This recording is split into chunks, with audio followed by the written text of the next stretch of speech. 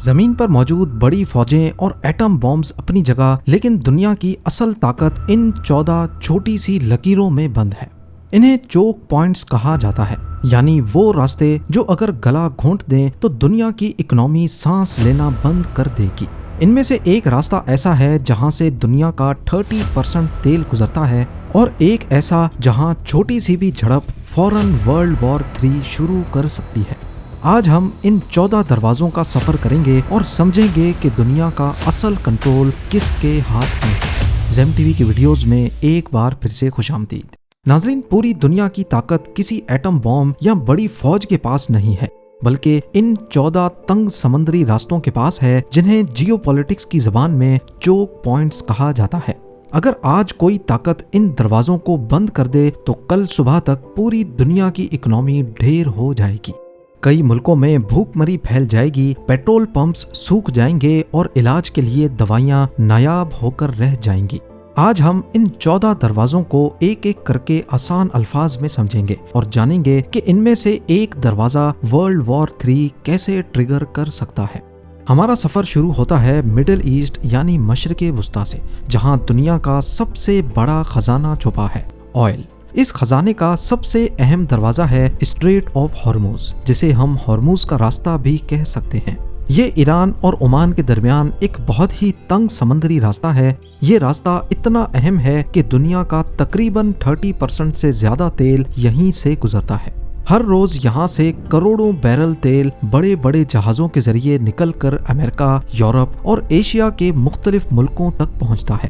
ذرا تصور کریں کہ یہ راستہ صرف 33 کلومیٹر چوڑا ہے۔ اگر ایران کسی دن اس راستے پر اپنی فوج کھڑی کر دے اور کہے کہ آج سے یہاں سے کوئی جہاز نہیں گزرے گا، تو پوری دنیا میں پیٹرول کی قیمت آسمان سے باتیں کرنے لگے گی، جیسا کہ آج کل ہو رہا ہے۔ یہی وجہ ہے کہ امریکہ اور باقی بڑی طاقتیں ہمیشہ اس راستے پر اپنی نظر رکھتی ہیں۔ ہارموز سے نکل کر جب ہم آگے بڑھتے ہیں تو ہمارا سامنا ایک اور خوفناک دروازے سے ہوتا ہے، جسے باب المندب کہتے ہیں۔ عربی زبان میں اس کا مطلب ہے آنسوؤں کا دروازہ، یعنی گیٹ آف ٹیئرز۔ یہ دروازہ یمن اور جبوتی کے درمیان واقع ہے۔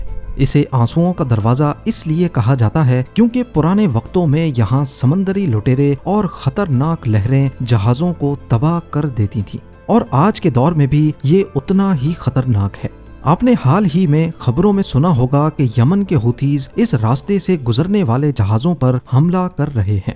اس راستے کی اہمیت اس لیے زیادہ ہے کیونکہ جو بھی جہاز ایشیا سے یورپ جانا چاہتا ہے، اس کو اس تنگ راستے سے گزر کر ریڈ سی میں داخل ہونا پڑتا ہے۔ اگر یہ دروازہ بند ہو جائے تو جہازوں کو افریقن کانٹیننٹ سے گھوم کر ایشیا سے یورپ جانا پڑے گا، جس میں ہفتوں کا مزید وقت، کروڑوں ڈالرز کا اضافی فیول اور ساؤتھ انڈین اوشن کی خوفناک لہروں کا سامنا کرنا پڑے گا، اور یہ ساری قیمت آخر میں عام عوام سے مہنگائی کی صورت میں نکالی جائے گی۔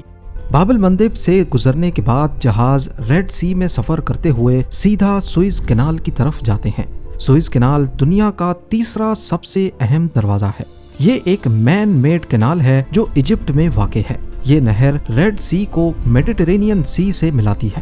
اس نہر کی وجہ سے جہازوں کو افریقہ کا لمبا چکر نہیں لگانا پڑتا۔ سوئز کینال کی اہمیت کا اندازہ دنیا کو آخری بار تب ہوا جب 23 مارچ 2021 کو ایور گیون نامی جہاز یہاں پھنس گیا تھا۔ صرف 6 دن کے لیے یہ راستہ بند رہا، اور ان 6 دنوں میں دنیا کی اکنامی کو $54 بلین کا نقصان ہوا۔ کروڑوں روپے کا سامان، کھانے پینے کی اشیاء اور ضروری مشینری سمندر کے بیچوں بیچ پھنسی کی پھنسی رہ گئی۔ سوئز کینال کی اہمیت کا اندازہ اس بات سے بھی لگایا جا سکتا ہے کہ ایجپٹ کی اکنامی کا ایک بہت بڑا حصہ صرف اس نہر سے گزرنے والے جہازوں سے ملنے والے ٹیکس پر چل رہا ہے۔ یہ ایک ایسا دروازہ ہے جو ویسٹ اور ایسٹ کے درمیان ٹریڈ کی بیک بون کا کام کرتی ہے۔ اب ہم یورپ کا رخ کرتے ہیں اور آتے ہیں اسٹریٹ آف جبرالٹر پر۔ یہ وہ دروازہ ہے جو اٹلانٹک اوشن کو میڈیٹرینین سی سے جوڑتا ہے۔ یہ راستہ اسپین اور موراکو کے درمیان واقع اتنا تنگ راستہ ہے کہ ایک طرف سے کھڑے ہو کر آپ دوسرے کانٹیننٹ کو بھی دیکھ سکتے ہیں۔ ہسٹری میں اس راستے پر ہمیشہ سے بڑی جنگیں لڑی گئی ہیں کیونکہ جو اس راستے کو کنٹرول کرتا ہے وہ یورپ اور افریقہ کے درمیان ہونے والی آدھی تجارت کو کنٹرول کرتا ہے۔ آج اس دروازے پر برٹین کا کنٹرول ہے اور وہاں انہوں نے اپنا ایک چھوٹا سا ملٹری بیس بنایا ہوا ہے۔ اگر جبرالٹر بند ہو جائے تو میڈیٹرینین سی ایک بند جھیل بن کر رہ جائے گا اور آدھے سے زیادہ یورپین ملکوں کا باقی دنیا سے سمندری رابطہ کٹ جائے گا۔ جب ہم میڈیٹرینین سی کے اندر سفر کرتے ہوئے اور آگے بڑھتے ہیں تو ہمارا سامنا ترکی کے دو اہم دروازوں سے ہوتا ہے، بوسفورس اسٹریٹ اور ڈارڈنلز اسٹریٹ۔ یہ دونوں دروازے بلیک سی کو میڈیٹرینین سی سے جوڑتے ہیں۔ رشیا، یوکرین، رومانیہ اور بلغاریہ جیسے ملکوں کی ساری سمندری ٹریڈ انہی دو دروازوں کی محتاج ہیں۔ خاص طور پر رشیا کے لیے یہ دروازے اس کی ریڈ لائن ہے۔ رشیا کے پاس سمندر تو بہت ہیں لیکن وہ سال کے زیادہ تر مہینوں میں جمے ہی رہتے ہیں۔ بلیک سی ہی ایک ایسی جگہ ہے جہاں سے رشین جہاز پورے سال باقی دنیا تک جا سکتے ہیں۔ اس لیے ترکی کی جیو پولیٹیکل اہمیت پوری دنیا میں سب سے مختلف ہے۔ انہوں نے ایک انٹرنیشنل لاء کے تحت ان دروازوں کا کنٹرول اپنے پاس رکھا ہوا ہے اور جنگ کی صورت میں ترکی ہی فیصلہ کرتا ہے کہ کون سے جنگی جہاز یہاں سے گزریں گے اور کون سے نہیں۔ یہی وجہ ہے کہ رشیا اور امریکہ دونوں ترکی کو ہمیشہ خوش رکھنے کی کوشش کرتے ہیں کیونکہ ان کے بنا بلیک سی کا سفر ناممکن ہے۔ اب ہم اپنا سفر ایشیا کی طرف موڑتے ہیں، ایک ایسا راستہ جو شاید دنیا کا سب سے بزی سمندری راستہ ہے، اسٹریٹ آف ملاکا۔ یہ دروازہ ملیشیا، سنگاپور اور انڈونیشیا کے درمیان واقع ہے جو انڈین اور پیسیفک اوشن کو آپس میں جوڑتا ہے۔ چائنا، جاپان اور ساؤتھ کوریا جیسی بڑی اکنامیز کا سارا تیل اور سامان اسی راستے سے گزرتا ہے۔ دیکھا جائے تو گلوبل سی ٹریڈ کا تقریباً 25% حصہ صرف اس ایک راستے پر ڈیپینڈ کرتا ہے۔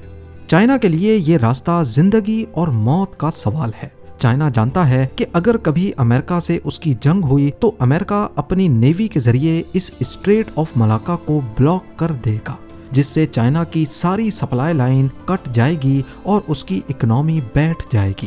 اس خوف کو جیو پولیٹیکل زبان میں ملاکا ڈیلیما کہا جاتا ہے۔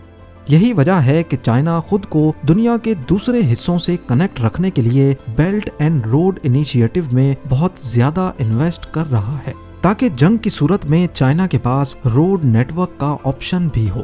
اسی دروازے کے پاس سنگاپور جیسا چھوٹا سا ملک واقع ہے جس نے اس راستے کی اہمیت کو سمجھا اور آج وہ دنیا کے سب سے امیر اور ترقی یافتہ ملکوں میں شمار ہوتا ہے، صرف اس لیے کیونکہ وہ اس اہم دروازے کا چوکیدار بن کر بیٹھا ہے۔ اگر کسی وجہ سے اسٹریٹ آف ملاکا بند ہو جائے یا وہاں ٹریفک بہت زیادہ ہو تو جہازوں کو آلٹرنیٹ راستے تلاش کرنے پڑتے ہیں، اور یہاں سامنے آتے ہیں دو اور اہم دروازے، سنڈا اسٹریٹ اور لامبک اسٹریٹ۔ یہ دونوں دروازے انڈونیشیا کے جزیروں کے درمیان سے گزرتے ہیں۔ سنڈا اسٹریٹ کا راستہ تھوڑا خطرناک ہے کیونکہ یہاں ایک تو پانی کافی شیلو ہے اور دوسرا یہاں انڈر سی ایکٹیو والکینوز ہیں، لیکن لامبک اسٹریٹ ان بڑے جہازوں کے لیے ایک نعمت ہے جو پانی میں زیادہ گہرائی مانگتے ہیں۔ جو بڑے آئل ٹینکرز ملاکا سے نہیں گزر سکتے وہ لامبک اسٹریٹ کا لمبا راستہ اختیار کرتے ہیں۔ انڈونیشیا ان راستوں کی وجہ سے آنے والے وقت میں ایک بہت بڑی سمندری طاقت بننے کی صلاحیت رکھتا ہے کیونکہ دنیا کے سب سے اہم تجارتی راستوں کا آلٹرنیٹ اسی کے پاس موجود ہے۔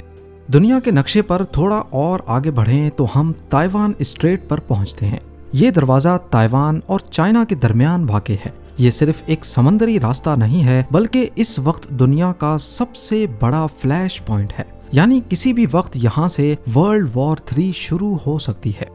تائیوان دنیا کی 70% سے زیادہ مائکرو چپس بناتا ہے جو آپ کے موبائل، گاڑی اور کمپیوٹر میں لگتی ہیں۔ یہ سارا سامان تائیوان اسٹریٹ سے گزر کر پوری دنیا میں جاتا ہے۔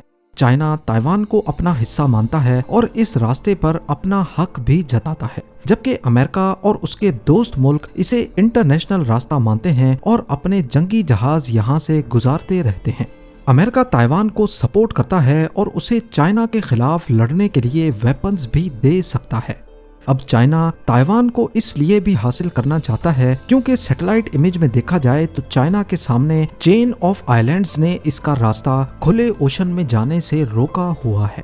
فلپینز سے تائیوان اور تائیوان سے جاپان، اس کے بیچ میں چھوٹے چھوٹے آئیلینڈز بنے ہیں اور باقی سمندری راستہ بہت شیلو ہے جہاں سے سب مرینز نہیں گزر سکتی۔ اگر کبھی چائنا اور امریکہ کی جنگ ہو گئی تو چائنا پیسیفک اوشن کو استعمال کرتے ہوئے ڈائریکٹ امریکہ تک اپنی سب مرینز نہیں بھیج سکتا۔ یہی وجہ ہے کہ چائنا تائیوان کو اپنا حصہ مانتا ہے تاکہ پیسیفک اوشن کو چائنا کی ڈائریکٹ کوسٹ لائن لگے۔ اب تائیوان اسٹریٹ کبھی بھی بند ہوا تو یہ جنگ صرف تائیوان اور چائنا کی نہیں بلکہ امریکہ اور چائنا جیسے دو سپر پاورز کے درمیان ہوگی۔ اب ایک لمبی اڑان بھر کے چلتے ہیں نارتھ امریکہ اور ساؤتھ امریکہ کی طرف، جہاں سامنے آتا ہے پیناما کینال، دنیا کا شاید سب سے بڑا انجینئرنگ کا کرشمہ۔ پہلے وقتوں میں اگر کسی جہاز کو نیو یارک سے سین فرانسسکو جانا ہوتا تھا تو اسے پورے ساؤتھ امریکہ کا لمبا چکر لگا کر جانا پڑتا تھا جس میں مہینوں لگتے تھے۔ پھر انسانوں نے امریکہ کے بیچ میں زمین کو کاٹ کر ایک نہر بنائی جسے پیناما کینال کہتے ہیں۔ یہ کینال کمال کا اس لیے ہے کیونکہ اس میں لاک سسٹم استعمال ہوتا ہے، یعنی جہاز کو پانی کے ساتھ اوپر اٹھایا جاتا ہے، پہاڑ کو کراس کروایا جاتا ہے اور پھر واپس سمندر کے لیول پر لایا جاتا ہے۔ یہ دروازہ پیسیفک اور اٹلانٹک اوشنز کو آپس میں جوڑتا ہے۔ آج کے دور میں امریکہ کی طاقت کا ایک بہت بڑا راز یہ پیناما کینال ہے کیونکہ ان کی نیوی اور ان کے تجارتی جہاز بہت تیزی سے ایک سمندر سے دوسرے سمندر میں جا سکتے ہیں۔ لیکن پیناما کینال بننے سے پہلے جہاز کہاں سے گزرتے تھے؟ وہ گزرتے تھے اسٹریٹ آف مجیلن سے۔ یہ دروازہ ساؤتھ امریکہ کے بالکل آخری کنارے پر واقع ہے جہاں زمین ختم اور انٹارکٹیکا شروع ہونے والا ہوتا ہے۔ یہ راستہ انتہائی خطرناک، ٹھنڈا اور طوفانی ہے۔ آج کل بڑے کمرشل جہاز اس راستے کو زیادہ استعمال نہیں کرتے کیونکہ پیناما کینال کی سہولت موجود ہے۔ لیکن اگر کبھی پیناما کینال میں کوئی مسئلہ آ جائے یا وہاں پانی کی سطح کم ہو جائے جیسا کہ آج کل کلائمیٹ چینج کی وجہ سے ہو رہا ہے تو دنیا کو مجبوراً دوبارہ سے اس پرانے اور خطرناک دروازے کی طرف رخ کرنا پڑے گا۔ آئیے اب چلتے ہیں یورپ کے اس دروازے کی طرف جو ہسٹری میں ہمیشہ سے بہت مشہور رہا ہے، انگلش چینل۔ یہ راستہ یوکے اور فرانس کے درمیان ہے اور نارتھ سی کو اٹلانٹک اوشن سے جوڑتا ہے۔ یہ دنیا کے سب سے بزی سمندری راستوں میں سے ایک ہے۔ یورپ کے سب سے بڑے پورٹس جیسا کہ روٹرڈیم تک پہنچنے کے لیے جہازوں کو اسی چینل سے گزرنا پڑتا ہے۔ اس کی اہمیت کا اندازہ آپ اس بات سے لگا لیں کہ روزانہ یہاں سے 400 سے زیادہ کمرشل جہاز گزرتے ہیں۔ اس راستے کو کنٹرول کرنا یورپ کی اکنامی کو کنٹرول کرنے کے برابر ہے۔ ہسٹری میں ہٹلر نے اس راستے پر قبضہ کرنے کی بہت کوشش کی لیکن برٹش نیوی نے اس دروازے کو بچا کر رکھا اور یہی وجہ تھی کہ برٹین جنگ جیت سکا۔ ان سب راستوں کے بعد ایک ایسا دروازہ ہے جو ابھی تک زیادہ استعمال تو نہیں ہوتا لیکن آنے والے 20 سے 30 سالوں میں یہ دنیا کا سب سے اہم راستہ بننے والا ہے۔ اس کا نام ہے بیرنگ اسٹریٹ۔ یہ راستہ امریکہ کے الاسکا اور رشیا کے بالکل درمیان واقع ہے۔ ابھی یہاں زیادہ تر برف جمی رہتی ہے اس لیے جہاز یہاں سے نہیں گزر سکتے، لیکن گلوبل وارمنگ کی وجہ سے یہ برف تیزی سے پگھل رہی ہے۔ جب یہ برف پوری طرح پگھل جائے گی تو یہ ایک نیا اور بہت چھوٹا راستہ بن جائے گا جو ایشیا کو سیدھا یورپ اور امریکہ سے جوڑ سکتا ہے۔ رشیا اور امریکہ ابھی سے اس راستے پر اپنا کنٹرول مضبوط کرنے کی تیاریاں کر رہے ہیں کیونکہ جو کوئی اس نئے دروازے کا باس ہوگا وہ آنے والی صدی میں گلوبل ٹریڈ کا باس کہلائے گا۔ ایک اور اہم پوائنٹ جو دنیا کا پورا نقشہ بدل کر رکھ دیتا ہے وہ ہے کیپ آف گڈ ہوپ۔ حالانکہ یہ ٹیکنیکل ٹرمز میں کوئی تنگ دروازہ یا اسٹریٹ تو نہیں ہے لیکن یہ افریقہ کے بالکل نیچے ایک ایسا ٹرن ہے جو صدیوں سے دنیا کی تجارت کا مرکز رہا ہے۔ جب بھی سوئز کینال یا ریڈ سی میں کوئی مسئلہ ہوتا ہے جیسا کہ آج کل ہوتی حملوں کی وجہ سے ہے تو ساری دنیا کے جہاز اپنا راستہ تبدیل کر کے اس لمبے راستے سے گزرتے ہیں۔ واسکو ڈی گاما نے جب انڈیا کا راستہ ڈھونڈا تو وہ اسی کیپ آف گڈ ہوپ سے گزرا تھا۔ یہ 14 چوک پوائنٹس وہ تنگ راستے ہیں جو پاسٹ میں بھی دنیا کے نظام کو کنٹرول کرتے آئے ہیں اور فیوچر میں بھی کنٹرول کریں گے۔ یہی وجہ ہے کہ ان 14 میں سے 10 دروازوں پر امریکہ نے ڈائریکٹلی یا انڈائریکٹلی اپنی پریزنس بنائی ہوئی ہے۔ اب یہ کس کے کنٹرول میں ہے اس کا اندازہ آپ خود لگا لیں۔ امید ہے زیم ٹی وی کی یہ ویڈیو بھی آپ لوگ بھرپور لائک اور شیئر کریں گے۔ آپ لوگوں کے پیار بھرے کامنٹس کا بے حد شکریہ۔ ملتے ہیں اگلی شاندار ویڈیو میں۔